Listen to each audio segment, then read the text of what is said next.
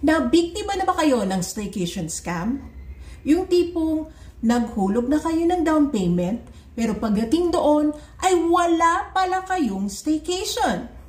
Ako po si Bing de la Cruz Rush, isang staycation owner, entrepreneur, artist, and vlogger. Ngayon, pag-uusapan po natin paano nga ba kayo makakaiwas na ma-scam dito sa mga bogus staycations.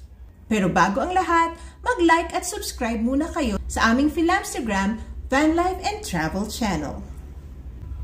As a staycation owner, alam ko po na kailangan na merong mga down payment kapag ang mga guest ay magbo-book ng staycation. Iyon po ay proteksyon naming mga staycation owner para ma-ensure namin na yung na-reserve naming date na yon ay magagamit po ninyo.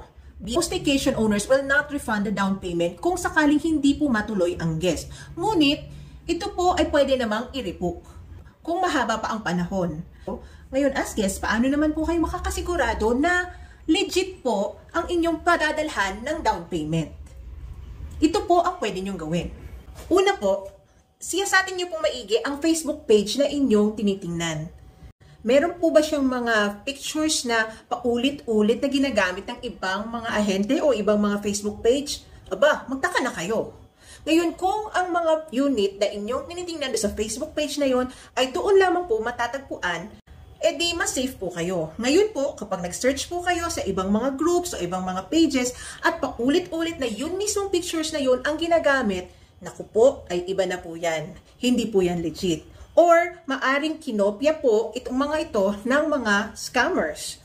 Ngayon po, marami pong pwede nyong itanong dun sa mga kausap nyo na supposedly ay unit owners para malaman kung sila ay legit. Pwede po nyo itanong ang mga detalye tungkol sa mga facilities, mga amenities na included sa loob ng kwarto. Pangalawa po, itanong nyo po yung kanilang Facebook profile, yung personal ba? At siyasatin maigi kung ito ba ay legit. Paano nyo nga ba makikita kung legit o hindi yung isang personal na Facebook profile? Ngayon, tingnan nyo po kung kailan sila nag-start sa Facebook. Kung ang kanilang mga posts ay mula pa nung matagal na, most likely ito po ay legit. Ngayon, kung mukhang baguhan pa lamang po ang Facebook profile at hindi personal na mga detalye po at pa-reshared posts lang ang nakalagay o mga memes, kabogus account yan. Another way to check kung legit ang inyong kausap ay humingi kayo ng isang legitimate check mula sa mga former guests or mga kapwa unit owners or agents na nagtatrabaho doon mismo sa lugar kung saan nandun ang staycation nyo. Dahil most likely, magkakakilala po ang mga unit owners doon sa lugar na yon. Ngayon, kung hindi po nila kilala yon o alam na nilang involved sa scam, yung pangalan na yon, edi masasabihan agad kayo. Pwede naman po kayo magpaalam sa inyong katransact kung sila po ay papayag na magpa-legit check.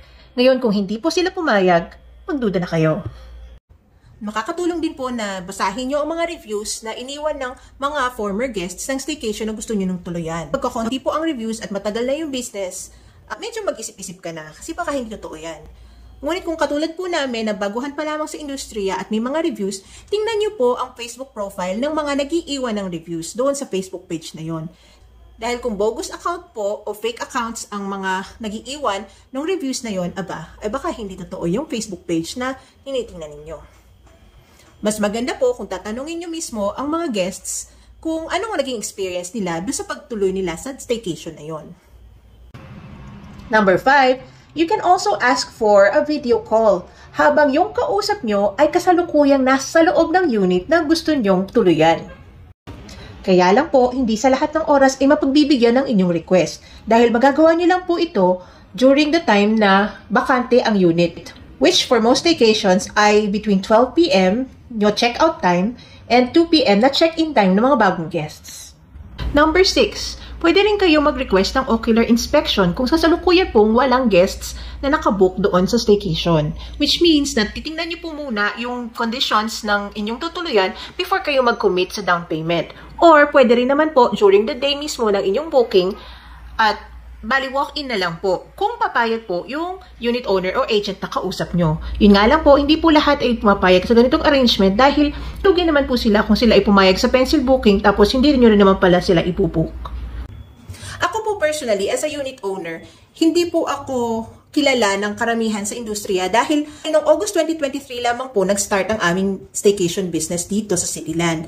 Bilang patunay na lehitimo akong tao, binibigay ko po ang aking Facebook at saka ang aking YouTube channel. Dahil bilang isang vlogger, alam mo naman, pag vlogger ka, hindi ka makakapagtago. Lahat ng iyong videos na ipinopost online ay parang isang resibo na rin. Ngayon, kung titingnan po ng mga potential guests ang aking Facebook profile at YouTube channel, makikita nila po doon kung paano namin binuo ang konsepto ng Misty Morning Homestay Tagaytay. At yun po ay para sa akin ang pinakamalaking pruweba na isa po akong lehitimong tao at hindi po sila maloloko.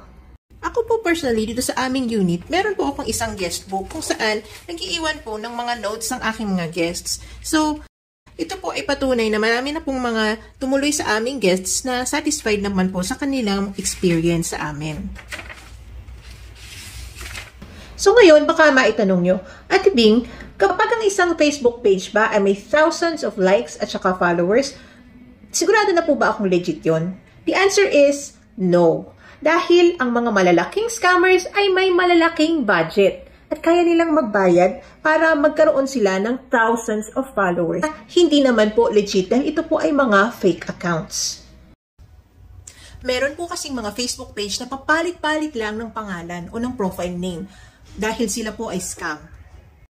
So baka may magtatanong po sa inyo, pwede po ba kaming manghingi ng ID as proof of identity? Honestly, kokonti lang po siguro ang unit owners na papayag na mag-provide ng ID as proof of identification dahil po, ito po ay napakadelikado para sa kanila. Dahil ang ID po ay maaring gamitin for fraudulent purposes. Yung pong mga IDs ay maari pong magamit ng ibang tao na hindi naman po legit owners upang magkunwari at makapangloko ng ibang tao. Ngayon po, mas maganda po kung sisiyasatin yung maigi ang inyong mga katransact. Sana po ay may natutunan kayo ngayon at maging successful ang inyong susunod na staycation. Again, this is Bing de la Cruz Rush for Philemstagram.